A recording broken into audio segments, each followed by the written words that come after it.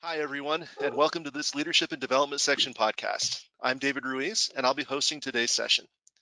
Today, we're talking with Jon Forster, Director and Actuary at Prudential Financial, about his leadership journey and about how participating in the sport of mixed martial arts has helped him to become a great leader. So, welcome to the podcast, Jon. Tell us a little bit about yourself. Yeah, thanks, Dave. I graduated from Rutgers University and got into the actuarial profession right out of college. It's been 19 years now. 16 of those years I've led teams and really was one of the major actuarial contacts to various senior leaders in the four companies I worked at. And right now I currently work as a director and actuary for Prudential Financial. So, you've been managing people for 16 out of 19 years. How did you start managing staff so early? Yeah. I think there's a variety of reasons there. First off, I got started. I got to work directly for my first boss. That's been a great boss and mentor for me, John Marshall. He was the chief actuary at Bennett Card Services at the time. Definitely asked him a lot of questions as I picked up bigger and bigger projects and shown that I could do the work. I kept getting more and more responsibility. Also, with being at a small company, I was able to work very closely with a lot of the key senior staff members of the company. So I worked with who's the COO of the company right now, Kevin Kroll, the VP of Sales, John McMullen, and the Executive Vice President, Bart Francesconi, very closely on one-on-one projects throughout my time there, which I don't know if that would have happened if I was at a larger organization. The other thing that I think is a big driver is while I was at Rutgers, I was also the captain of the Rutgers wrestling team my junior and senior year, and leading a Division I sports program for 2 years. I think definitely a lot of the traits associated with that and a lot of the skills really carried over into my professional career. So, as as the captain of a wrestling team, you were really building the team, mentoring. How does that lead into your leadership style? Yeah, I think one thing that's I'm very proud of is that the way the captains were chosen for Rutgers was they were voted on by the team. So I was voted captain both my junior and senior year, and it's definitely when you're in a sports team, you're all working towards a common goal. You're relying on your teammates at practice. You're working to working to get better, and everybody has to do their part. Similar to in a work organization, you're relying on a lot of people in big projects that I've worked on, and if one piece of that puzzle is not getting done, it kind of affects the whole chain of events. So you really got to develop that good team culture and the team atmosphere where everyone's working towards a common goal. Yeah, no, that makes a lot of sense. And it's interesting to me as you went through your career and you got through some of the exams, you moved back into sports and mixed martial arts. So tell us a little bit more about that. Yeah, I definitely, was competing, a little later than most people that go into that. I was in my mid 30s, really when I was in the crunch of competing. It was really something that I did just seeing former teammates have some success in it, and I started out just wanting to do something fun to get in shape, and joined a gym, and that competitive itch came back, and I started doing some jiu-jitsu tournaments, and that rolled into some amateur MMA, and I had a 6-1 record in amateur MMA. Actually won the lightweight title belt for XFE, which is one of the top promotions in the Philadelphia area. And then that led to me getting signed by Cage Fury Fighting Championships, which it's a big honor to get signed by that promotion because so many of the world top athletes come out of there. There's Aljamain Sterling, who fights for the UFC title next month. Anthony Smith was actually on my fight card. He fought John Jones for the title less than a year ago. So it was an honor to get signed by them, and I won my first MMA fight with them, which was great. I won my professional fight, and Honestly, David, I definitely hung it up at the right time. I can tell you, I remember back then, Saturday night, I used to go in a cage and get punched, kicked, and kneed. And today, I stay up to watch the fights. I have a couple White Claws, and I wake up in the next morning, and my neck hurts, my head hurts. It's a very different perspective when age catches up to you. So I definitely hung up the gloves at the right time. Oh, that sounds like it. I can't imagine being working as an actuary, as busy as I am, and then adding on top of that a full-time, professional fighting career as well. So that must have been crazy. Yeah, it was busy. I mean, I think fortunately when I was competing, one big plus that I had, I was working at Independence Blue Cross at the time, and they're a proactive healthcare company. They had a gym on the ninth floor. So I would go down, I would get there early, about 6:30, do 40 minutes of cardio, would be a typical day. Do my morning work, and then during lunchtime, I would go down, and I had some great teammates in the actuarial team there. Tom Callahan, Corey Lutz is one of them. And we would go down and we would have a boxing workout. We would hold mitts for each other and get a good little workout in. And then after work, 6 o'clock, I would head straight from the office to one of the various gyms that I trained at, and just doing my, more robust training for whatever was on the menu for that night. It was jiu-jitsu, kickboxing, wrestling, and get home about 9:30, take a shower, and get to bed, and it was rinse and repeat the next day. That is a very, very long schedule. Yeah, it was. So it almost sounds to me like the exam schedule. When you're a student, you get up in the morning, you start to work, take a break and go study. At lunchtime, you're studying. At the end of the day, you go study. Does it feel like that? Did that bring back the panic attacks of will I pass this exam? Yeah, Yeah, it definitely did. And, we talked about going into leadership positions earlier. I think something people need to understand is, when you're leading a team, it's not all sunshine and rainbows. There's definitely a lot of extra work that you have to do sometimes at night or on the weekends. And I throughout my career, I kind of did a lot of that, and definitely taking the exams. I was working a lot of nights, working a lot of weekends, and trying to fit my studying in at the same time, which is very different than a typical going through the analyst route where you're getting a lot of time off of work to study and get a day off, a half day here. I mean, I was really grinding. Definitely brings back those memories. That was a grind. That was a lot of fun. I was working on some great challenging projects at the time, as well as getting through the exams. And I think they do go hand in hand in the succeeding as an actuary, succeeding as an MMA fighter, and getting through the actuarial exams. Yeah. Besides the work ethic that you talked about, what other things can you take from the MMA career to into your actuarial profession? Yeah, I think there's a lot. I think a big one is learning how to thrive under pressure. Really to be able to move forward when things are getting tough, and figure out a way to get the job done. That's something that an MMA or even college wrestling definitely instilled in me. I think another big thing in fighting for all these different casinos, fighting for promoters. You really want to promote the event as well. So I learned a lot on the sales and development side. I think a lot of the jobs I had has been outward facing the clients, and really working on strategic partnerships. And really in the MMA world, I was selling tickets. I was going on podcasts. Not similar to this one, and really trying to, promoters, big thing that they want to do is put butts in the seats. Another thing that I did was I picked up the phone and got a lot of sponsorships, which I always, hand in hand with my fights, I always tried to raise money for a charity such as the American Cancer Society or Elwyn Sealing School. So I think that definitely, was a big plus to help me in my work career.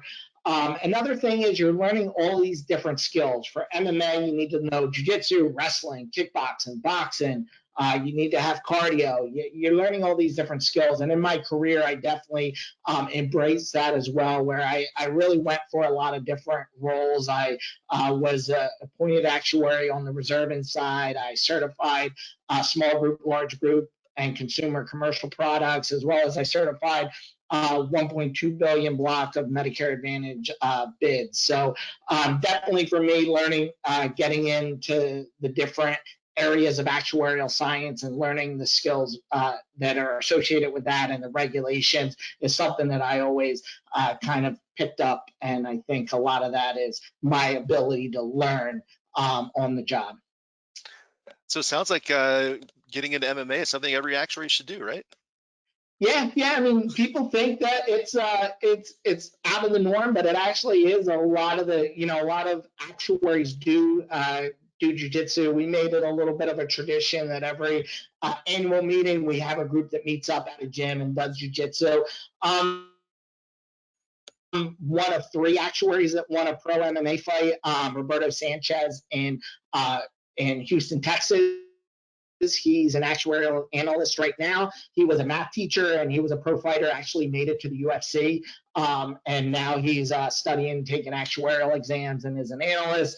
Also, Dina Bertolis, he's in South Africa. He won an MMA fight right after college, right before getting into the actuarial profession, but he's an actuary doing that as well. I would say the biggest takeaway, might not be martial arts. Just do something very different than your job, and you can learn from that. Whether it's an instrument, working with a charity. One thing that I did that I learned a lot from was recently I started in the last couple of years. I started 2 scholarships, which raised over $50,000 for college students, and learning how to raise that money, set up the scholarships. Is a big endeavor. Also, I work with a couple inner city youth organizations, Beat the Streets and Focus Athletics, that focus on mentoring.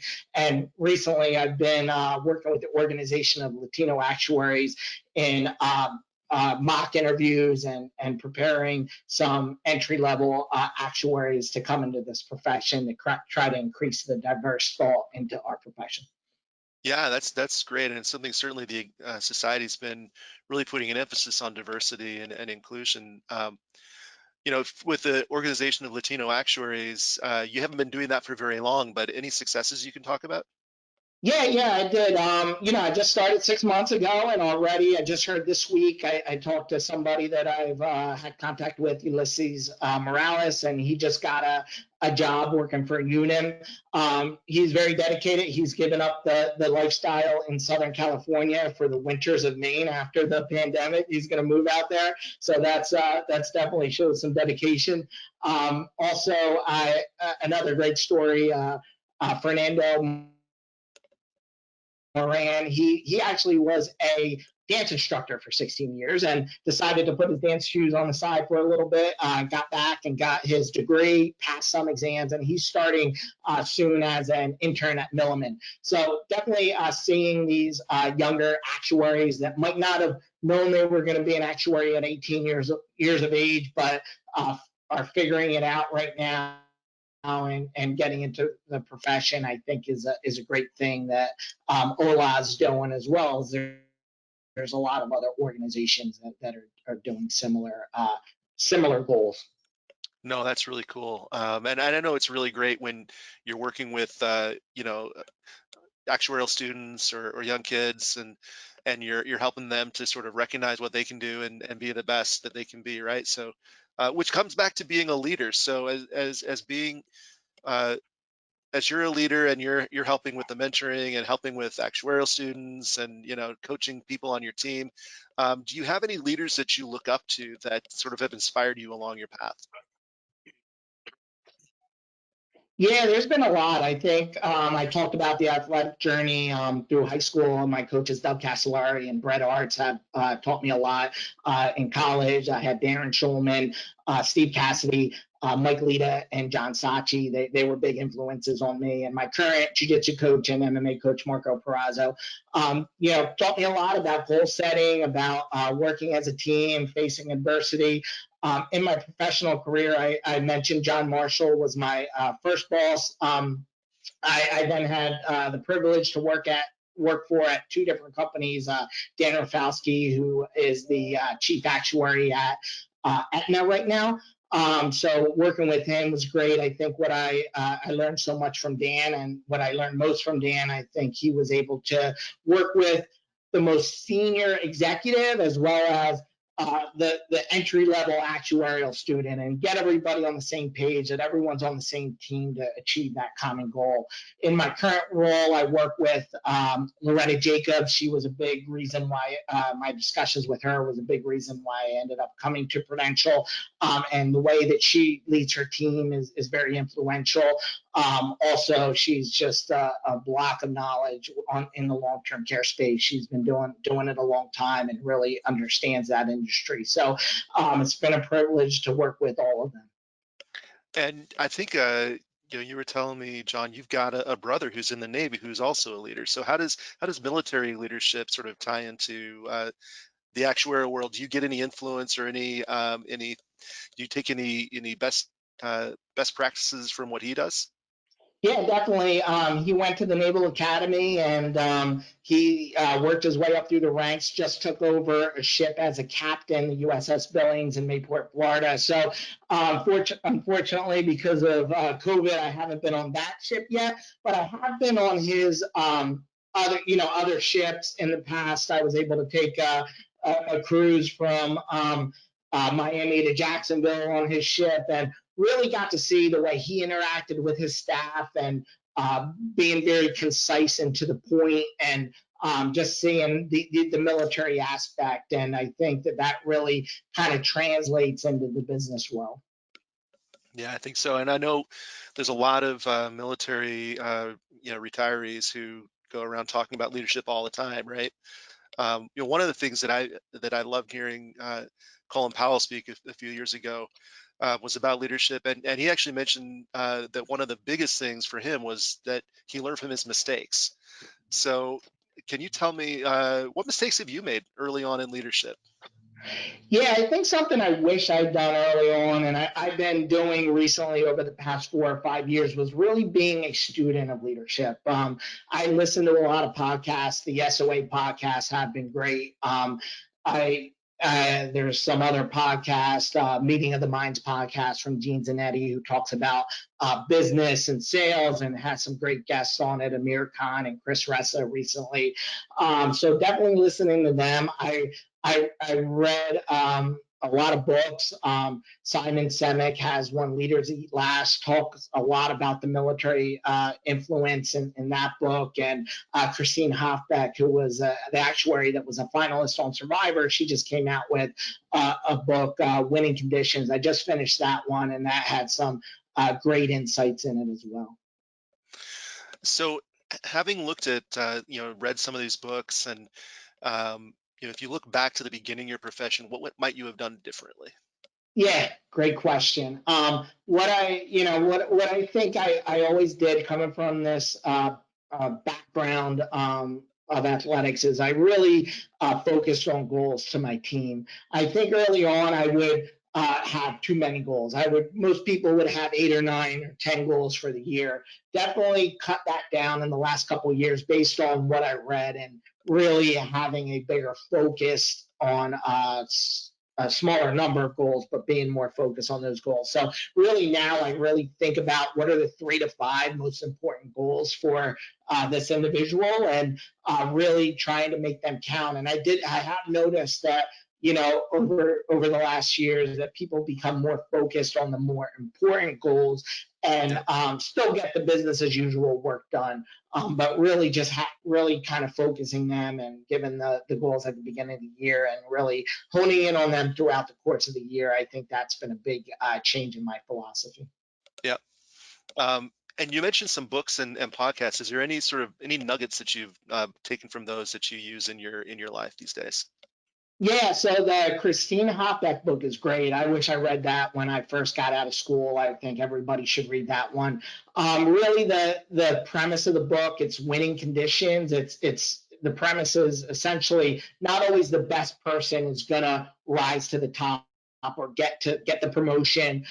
So you have to set up these winning conditions along with being a great worker to get you to these different levels. And a lot of things in that book I related to. I said, yep, I did that. A lot of the networking, a lot of the knowing what my clients want, both internal and external, trying to put myself in their shoes. I felt like I did a lot of that throughout my career, but there were definitely some great nuggets and what you should be focusing on. One thing that she said that she did early in her career, and I think I did this as well, is when someone would thank you for a project, a lot of times, she stated, and I think I stated things similar, were things along the nature of, sure, that was no problem, or no, thanks, that was just an easy update. And then she mentioned somebody else that she worked with early in her career that had a different approach that would say things like, uh, thanks, I worked really hard on that, or thanks, that was very interesting work. So it leaves your client with something that is a little more substantial to them, that they feel like what you did was more than just hitting some buttons and being a quick update. So I think that's something that you should think about, and little things like that throughout the book really could help you progress in your journey. No, that's really good advice. And another thing that Christine Hoppeck mentions in her book is she talks about networking and building that network, right? Um, and I've heard that you've started some actuarial happy hours to build your network. So how's that going? Yeah, I did. I mean, I'm real involved in the Philly Actuary Club and really like the annual meetings over the years, and really like that I was able to meet up with old colleagues and meet new colleagues at those meetings. So when COVID hit, a month or two in, I, just got a group together and we started having these Zoom happy hours. We have them about twice a month. And they're great. We get, a lot of different perspectives and a lot of different ideas. Great actuaries come on the podcast, from entry level to VP level and above, and a few non-actuaries that come in as well. So really, it's been great having the work experience. I really like getting people with some more diverse backgrounds. Christine Hopbeck was on, Roberto Sanchez was on, who I talked about earlier. I also had Matt Little on, who's an SVP at Merrill Lynch, who was able to give some good tidbits on the market. I had Doug Eastlick on, who's an employee benefits consultant, but if years ago, he was played in the NFL as a fullback for the Dolphins and the Bengals. Played with Chad Ochocinco and a lot of other greats. So bringing that perspective on, and another interesting perspective was we had Owen Walker on, who is a former sergeant in the Marines, had a good career in the Marines, and now he is finishing up an actuarial degree at Temple. So it's good to get not only the business perspective, but a lot of these great perspectives from outside of the actuarial profession to come on. And I'm still trying to get you on, Dave. I'm going to get you on one of these. You'll get me one of these days. Yeah, so changing gears just a little bit. So how do you measure success as a leader? Yeah, so I would say the way I measure success ultimately is, how is my team doing? Are they promoting? Are they passing their exams? Are they, a big thing is staying with the company. In 16 years, I only had 4 people leave the company that were under me. So I think that's a big statistic that I think about, and I see other areas where you have a lot of people leave in a given year, and you really got to think about, why is that happening? We talk about the mentorship. I do talk to people that work for me well after when they work for me, and see how they're doing in their career. So I just feel like that's something that I want to see happen even after they're not working for me. One great success story. I had Ryan Grusmeyer was a intern for me for 3 years over 2 different companies. And when I was at Independence Blue Cross, he moved into the office next to me when he got a manager position. So that's something that I felt made me feel real good. I always kind of talk to him about what he should be doing in his career. Also, Chad Hollenbach, I worked with at Coventry. I left when they got bought by Aetna. He stuck around and he's now a senior director at Aetna. So seeing these people progress throughout their career is something that I really hold on to, and I really want to gauge my success by how people that work for me are doing. No, I completely agree. And when I look at my career, I look at the people that I've coached that started out as entry level actuaries, and now they're off, as VPs leading other firms. So it's really cool. Yeah. Um, so we're about out of time, but I did want to ask you about something on a personal note. So I understand you had a very interesting wedding, or 2 weddings, maybe.